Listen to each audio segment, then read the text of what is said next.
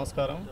ఈరోజు సివిజిల్లో మన గుత్తికొండవారిపాలెం ఊరి దగ్గర ఒక గోడౌన్లో మన శారీస్ అవన్నీ కూడా డంప్ చేసి ఉన్నాయని చెప్పిన కంప్లైంట్ మేరకు సివిజిల్లో కంప్లైంట్ చేయడం జరిగింది.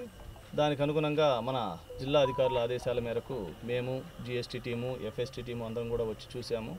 దాంట్లో మొత్తం 18 బండిల్స్ ఉన్నాయి. ఒక్కో బండిల్కి 48 శారీస్ చొప్పున ఉన్నాయి. మొత్తం కూడా 864 శారీస్ ఉన్నాయి. దీని యొక్క టోటల్ కాస్టు 19,59,000. అంటే ఒక్కొక్క శారీ 2,268 రూపాయలని బాక్స్ మీద రాసి ఉంది. దాని ప్రకారం అదేవిధంగా విడిగా సంచులు కూడా ఉన్నాయి. అవి మొత్తం 500 సంచులు ఉన్నాయి.